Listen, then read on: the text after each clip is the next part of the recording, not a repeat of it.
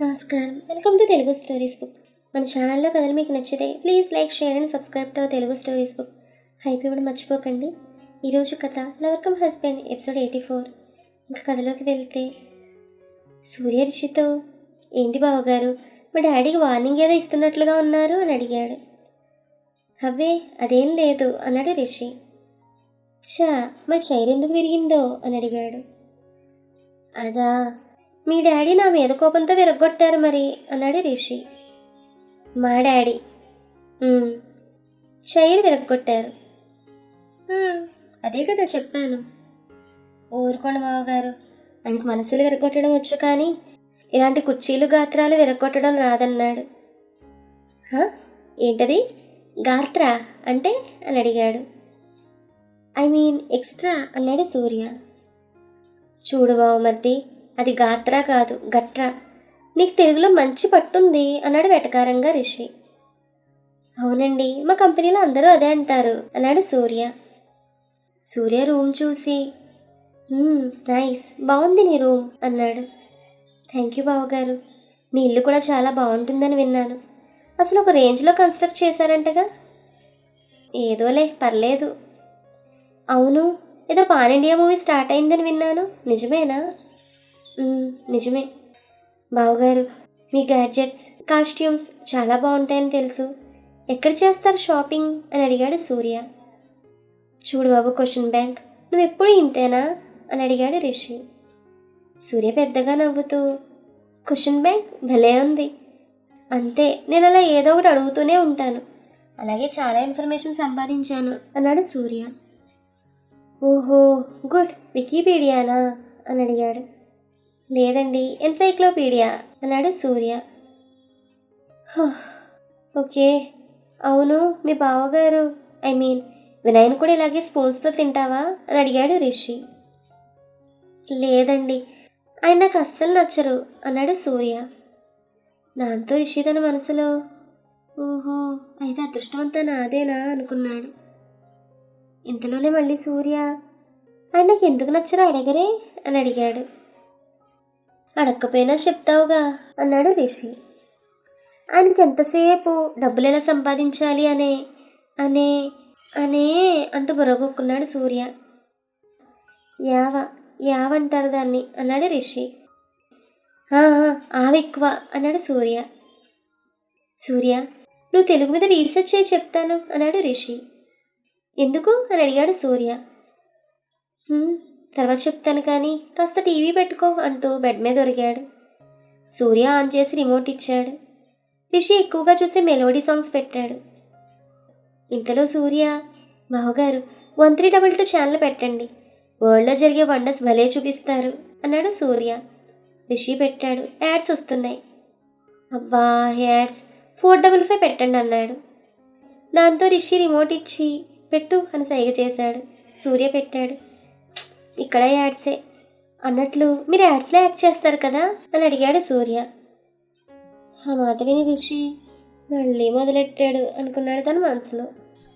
బావగారు, మీరు యాడ్స్కి ఎంత తీసుకుంటారు అని అడిగాడు సూర్య. అలాంటివి నువ్వు అడగకూడదు, నేను చెప్పకూడదు అన్నాడు రిషి. ఇంక మనందరం ఒక్కటే కదా, నో సీక్రెట్స్ అన్నాడు సూర్య. సరే కానీ నీ గర్ల్ ఫ్రెండ్ ఉందా అని అడిగాడు రిషి. లేదండి అన్నాడు సూర్య. అబ్బా, ఉండుంటే తనతో బిజీగా ఉండి మమ్మల్ని ప్రశాంతంగా ఉండనిచ్చేవాడు అని తన మనసులో అనుకుని రిషి ఫోన్ తీసుకుని కృతికి మెసేజ్ చేశాడు. ఏం చేస్తున్నావు అంటూ. 2 నిమిషాల తర్వాత reply, sweets for my hubby అంది కృతి. తొందరగా రావే, ఇంకాసేపు ఆగితే మీ తమ్ముడు అడిగే క్వశ్చన్స్కి అని చెప్పి రిషి ఎమోజీస్తో పంపించగా, ఊరుకో రిషి, ఏదో చిన్నపిల్లాడు తెలియక అడుగుతున్నాడు అంది కృతి. చిన్నపిల్లాడా దేవుడా అని రిషి అనుకుంటుండగా సూర్య ఇంకా ఏదో చెప్తూనే ఉన్నాడు. రిషి ఊకొడుతూనే ఉన్నాడు. ఇక్కడ కిషోర్ ఎవరికో కాల్ చేశాడు. మాట ఇవ్వడం ఈజీ కానీ నిలబెట్టుకోవడమే చాలా కష్టం అన్నాడు. ఏమైంది అన్నారు అవతల. ఏమవుతుంది, వాడు ఆ రిషి వచ్చాడు నా కూతురితో. కృతితోనా? తనతోనే వచ్చి ఏముంది ఏం మాయ చేశాడో నా ఫ్యామిలీ మొత్తం వాడికే ఫుల్ సపోర్ట్. మీ మిస్సెస్ మీ మాట జవదాటరు కదా, ఆవిడ కూడానా? ఏంటి, ఆవిడ కూడానా? ముందు ఆవిడ దగ్గరుండి హారతరిచి లోపలే తీసుకొచ్చింది. మనదే రిషి అంటే ఎవరినైనా పడేస్తాడు, తనకి టాలెంట్ ఉంది. ఏంటి, నువ్వు కూడా పడ్డావా? నేను చెప్పేది వినయ్ గురించి. లేకపోతే రిషిని ఓపెనింగ్కి పిలవడం ఏంటి? ఇంకెవరు బిగ్ షాట్స్ లేనట్లుగా. నేను కూడా మాట అడిగాను.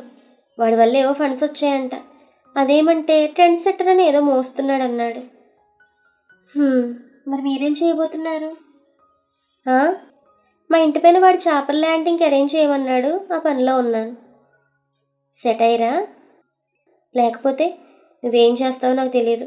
నా కూతురు వాడిని చీకొట్టాలి. కొట్టిద్దాం. కిషోర్ కాల్ కట్ చేసి అసలు ఎలా కృతి మళ్ళీ వీడిని నమ్ముతోంది అంటూ ఏదో గుర్తు చేసుకున్నాడు. సుకృషిలు విడిపోయిన కొత్తలో కిషోర్ ఒకరోజు బెంగళూరు వస్తాడు. ఇంట్లో కృతి కనపడదు. సుప్రజతో చెల్లేది అని అడిగాడు. పార్కుకు వెళ్ళింది డాడ్ అంది. ఎందుకు అని అడిగాడు. మైండ్ డిస్టర్బ్డ్గా ఉందని. ఎక్కడా అని అడిగాడు. సుప్రజ అడ్రస్ చెబుతుంది. కిషోర్ వెళ్తాడు. కృతి అక్కడ బెంచ్ మీద కూర్చుని వెనక్కి వాళ్ళు కళ్ళు మూసుకుని ఉంటుంది. కన్నీళ్లు సన్నగా కారుతుంటాయి. చిన్నోడా అని కిషోర్ పిలిచేసరికి కృతి కళ్ళు తెరిచి చూసేసరికి వాళ్ళ నాన్న. డాడీ మీరా? ఏంటమ్మా ఇక్కడ, పద నాతో అంటూ చేయి పట్టుకుని తీసుకొస్తాడు. కారు ఎక్కాక కృతి సైలెంట్గా ఉండడంతో కిషోర్ కార్ డ్రైవ్ చేస్తూ నువ్వు ఇంకెప్పుడు ఇలాగే ఉండిపోతావా అని అడిగాడు. కృతి ఏం చెప్పలేదు. నిన్నే అనగా ఏం చేయండి డాడీ అని అడిగింది. వాడు బాగానే ఉన్నాడు, ఆ అమ్మాయిని వెంటేసుకుని తిరుగుతూ అని కిషోర్ అంటుండగా, డాడీ మీరు హైదరాబాద్ నుంచి వచ్చింది నన్ను ఇంకా బాధ పెట్టడానికా అని అడిగింది కృతి. దాంతో కిషోర్ కారు ఆపి, లేదు ఇదిగో ఈ పేపర్స్ మీద సైన్ చేయి అని అడిగాడు. ఏంటి డాడీ ఇవి అని అడిగింది. నేను నీ పేరుతో ఎఫ్డీలు క్యాన్సిల్ చేద్దామని అనుకుంటున్నాను అన్నాడు. ఎందుకు అని అడిగింది. నువ్వు ఇలా ఖాళీగా ఉంటే కాదు, ఓన్గా ఏదైనా బిజినెస్ స్టార్ట్ చేయి అన్నాడు కిషోర్. నాకేం వద్దు డాడీ, నేను మేనేజ్ చేసుకుంటానండి. ఎలా అని అడిగాడు. నాకు కొంత టైం ఇవ్వండి, సర్వైవర్ అవ్వడానికి అంది. తర్వాత మీరు చెప్పినట్లే చేస్తాను. అయితే ఇప్పుడు సైన్ చేయవా? లేదు. సరే నాకు ఒక మాట ఇవ్వు, ఇంకెప్పుడు నేను ఇబ్బంది పెట్టను అన్నాడు. ఏంటి అని అడిగింది. ఒకవేళ ఆ రిషి ఫ్యూచర్లో వచ్చి నేను ఏ తప్పు చేయలేదు నన్ను క్షమించు అంటే ఏం చేస్తావు అని అడిగాడు కిషోర్. డాడ్ ప్లీజ్ అని కృతి అంటుండగా, ముందు నువ్వు సమాధానం ఇవ్వు అన్నాడు కిషోర్. సరే నేను నమ్మను. మరి నా మీద ఏదైనా చెప్తే? అంటే నేనే మీ ఇద్దరు విడిపోవడానికి ఒక కారణమని నాకు అనిపించింది. ఈ విషయం రిషి ఇంకా బలంగా నమ్ముతాడు. సో ఫ్యూచర్లో ఎప్పుడైనా వస్తే నా గురించి నీకేమైనా చెప్తే అని అడిగాడు కిషోర్. డాడీ ఇప్పుడు అవన్నీ ఎందుకు, అతను రాడు అంది కృతి. కానీ రిషిగాడు వచ్చేసాడు.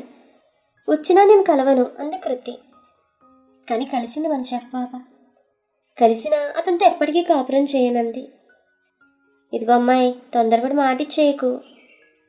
అంతేకాదు మీ మీద చెప్తే ఎలా నమ్ముతాను నేను, వీటిలో ఏవీ జరగవు అంది కృతి. ఇప్పుడు మళ్ళీ ప్రెజెంట్కి వస్తే కిషోర్ ఆలోచనలు. ఆ రోజు కృతి అలా అంది, బట్ ఏమైంది? రాడు అనుకున్నవాడు వచ్చాడు. నా కూతురిని తనతో తీసుకెళ్ళాడు. ఇప్పుడు ఫ్యామిలీ పిల్లలు అంటున్నాడు. ఇన్ని చేశాడు, ఇక నా గురించి కూడా చెప్తాడు. మరి నా కూతురు నమ్మితే? అసలు విషయం ఇంకొకటి ఎవ్వరికీ తెలియదు. అది తెలిస్తే నా ఫ్యామిలీ మొత్తం నన్ను అసహించుకుంటుంది. నో, అలా జరగకూడదు. అంటే వాడు ఎప్పటికీ నా కూతురుతో ఉండకూడదు అనుకున్నాడు. ఇదంతా ఎందుకు Kishore sir? You have one option. రిషిని అడిగేయండి క్షమించమని, చెప్తాను. ఎందుకంటే రిషిగాడు లొంగేది కేవలం ప్రేమకు మాత్రమే. కానీ అలా చేసేవాడైతే కన్న కూతురు లైఫ్ని ఎందుకలా నాశనం చేస్తాడు? అందుకే ఇంకో పథకం రెడీ చేశాడు. బీ రెడీ అందరూ. ఇక్కడ వినయ్ సుప్రజ కాల్ మాట్లాడాక, ఏంటి నాకు ఇంత బాధ కలుగుతోంది? సుప్పున్న లైఫ్లోకి వచ్చాక పెద్ద మార్పు లేదు, బట్ తను నన్ను యాక్సెప్ట్ చేశాకే మిరాకిల్స్ ఆర్ హ్యాపెనింగ్. చాలా బాగుంది లైఫ్.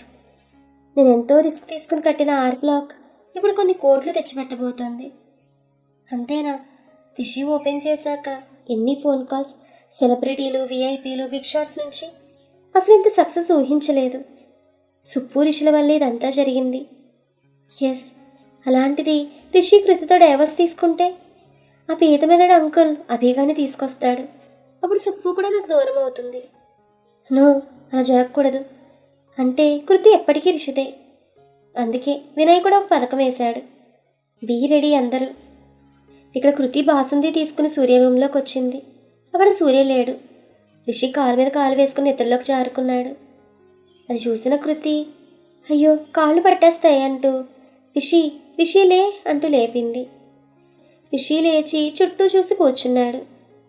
కృతి తనకి స్వీట్ కప్ ఇచ్చి ఏంటి నిద్రపోతున్నావు అని అడిగింది.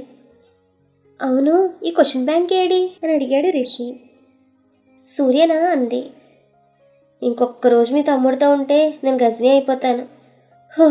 ఏమైనా అడుగుతున్నాడు అసలు క్వశ్చన్స్. అసలు మీ ఇంట్లో తల ఒక టైప్ అనుకుంటా కదా అని అడిగాడు రిషి.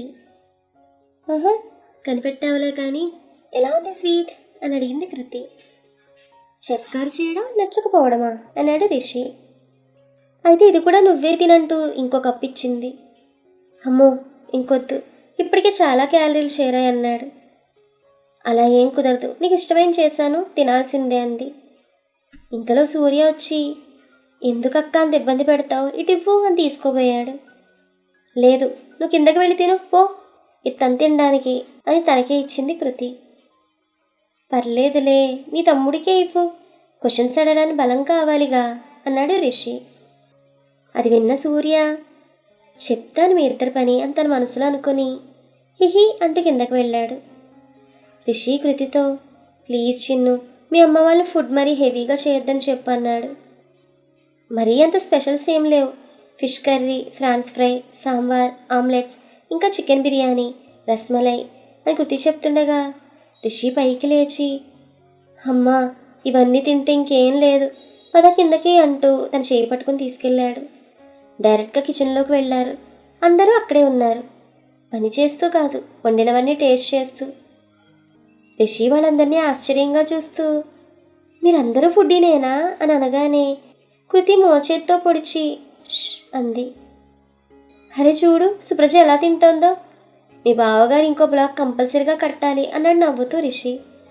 దాంతో సుప్రజ కోపంగా చూసింది. సూర్య తినడం చూసి పర్లేదు, బ్రెయినే అనుకున్నాను, ఫుడ్ కూడా బాగానే తింటున్నావు అన్నాడు. శ్రావణి పక్కపక్క నవ్వింది ఆ మాటలకి.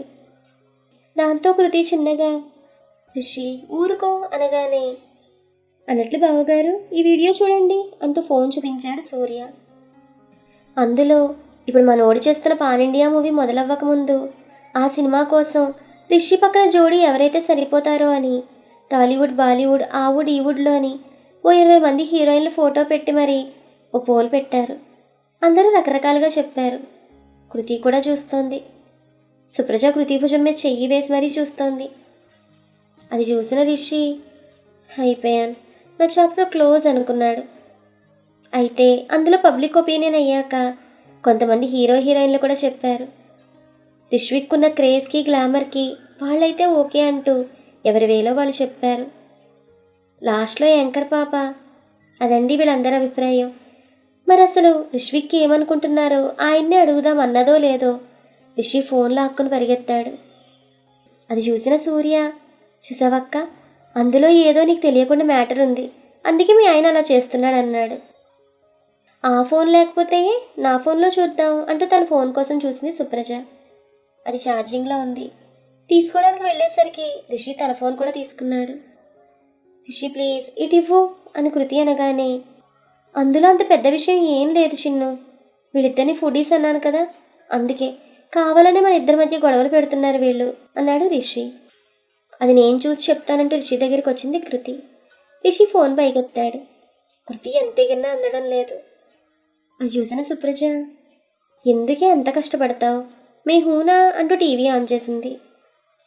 అది చూసిన రిషి సుప్రజతో చిన్నగా ఆలోచించుకో, నా హెల్ప్ ఎంతో అవసరం నీకు అనగానే ఐ కెన్ మేనేజ్ అంటూ యూట్యూబ్లో వీడియో ఆన్ చేసింది సుప్రజ. దాంతో రిషి కామ్గా కృతితో, చిన్ను వీళ్ళ ముందొద్దు, మన ఇంటికి వెళ్ళి తీరిగ్గా చూసుకుందామన్నాడు. అలాగా, అయితే నేను ఏం చెప్పినా చేయాలంది కృతి. ఓకే అన్నాడు రిషి. దాంతో కృతి వెళ్ళి టీవీ ఆఫ్ చేసింది. అది చూసిన సూర్య సుప్రజ ఎందుకే ఆఫ్ చేసావు అని అడిగారు. రిషి కాలు ఎగరేశాడు. అవసరం లేదు, తను ఏం చెప్పినా పర్లేదంది కృతి. చూడు మీ ఆయన కాళ్ళు ఎగరేస్తున్నాడు అంది సుప్రజ. కానీ కృతి చూసేసరికి రిషి నార్మల్గా తన వైపు చూస్తున్నాడు. ఇంతలో శ్రావణి వచ్చి, ఏంటి అందరూ కలిసి మా అల్లుడిని ఆట పట్టిస్తున్నారు అని అడిగింది. ఆయనేమీ తక్కువ కాదు అంది సుప్రజ. సరే రండి భోజనాలు చేద్దురు గాని అంది శ్రావణి. అత్తయ్య, ఇఫ్ యూ డోంట్ మైండ్, నాకంత హెవీ ఫుడ్ వద్దండి అన్నాడు రిషి. రిషి, నేను ముందే చెప్పాను, కుదరదనేసి వెళ్ళిపోయింది శ్రావణి. కృతి రిషి చేయి పట్టుకుని తీసుకెళ్ళింది. అందరూ కూర్చున్నాక, అవును అంకులేరి అని అడిగాడు రిషి. మా అల్లుడికి అల్లుడొచ్చినా అలగడం పోలేదు అందమ్మమ్మ. నేను వెళ్ళి తీసుకొస్తానంటూ వెళ్ళిపోయింది కృతి. రిషి, దాన్ని ఎందుకు ఇక్కడ తీసుకొచ్చావు? ఆయన మళ్ళీ నీ మీద లేనిపోని చెప్తే అంది శ్రావణి. అది విన్న సుప్రజ, అవును రిషి, నువ్వు ఫోన్ చేసి వస్తున్నావు అనగానే హ్యాపీగా అనిపించింది. బట్ మా డాడీ అని అంటుండగా రిషి వాళ్ళందరి వైపు చూసి, నేను ఇక్కడికి వచ్చింది ఆయనకి షాక్ ఇద్దామని. చూద్దాం అసలు తను నన్ను ఎంతవరకు నమ్మిందో. ఎవరో ఏదో చెప్తే అది నమ్మితేనే 4 సంవత్సరాలు దూరం అయ్యాం. బట్ ఈసారి అలా జరగకూడదనే అనుకుందాం అన్నాడు Rishi. Really she's very lucky, మీలాంటి వాడు అని సూర్య అంటుండగా, అలా అనుకుంటే నేను లక్కీనే. ఆ ఇన్సిడెంట్ కన్నా ముందు మీ అక్క చూపించిన ప్రేమతో పోలిస్తే నేను ఇప్పుడు చూపించేది తక్కువే అన్నాడు రిషి. అబ్బో వాతావరణం వేడిగా ఉంది అంది సుప్రజ. నీకంత భారీ డైలాగులు సెట్ కాదమ్మా అని రిషి అనగానే, అవును నాకో డౌట్ అన్నాడు సూర్య.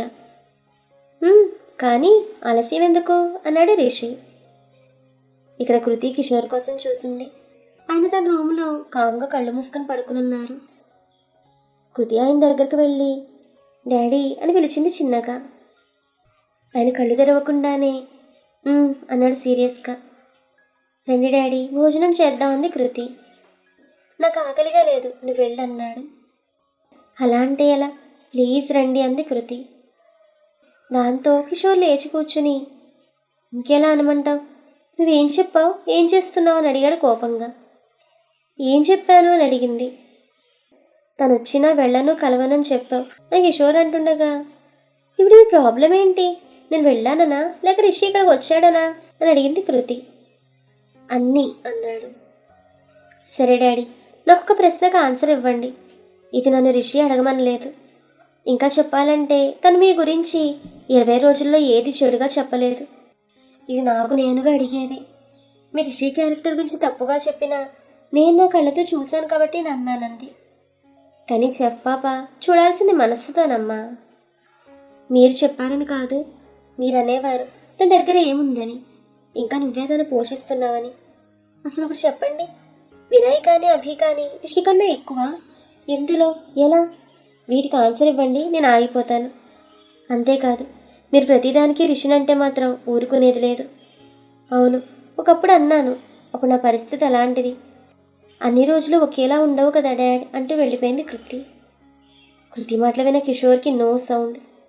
కృతి పైనుంచి ఫాస్ట్గా వస్తుంటే రిషి తప్ప అందరూ టెన్షన్గా చూస్తున్నారు. కృతి వచ్చి, అమ్మా ఇంకా పెట్టలేదేంటి అంటూ తనే అందరికీ ప్లేట్స్లో సర్వ్ చేస్తోంది. నువ్వు కూడా కూర్చో అంటూ రిషి పక్కనే కూర్చోబెట్టింది శ్రావణి. డాడీ ఎరి చెల్లి అని అడిగింది సుప్రజ. రమ్మన్నాను, ఆకలి లేదన్నారంది కృతి.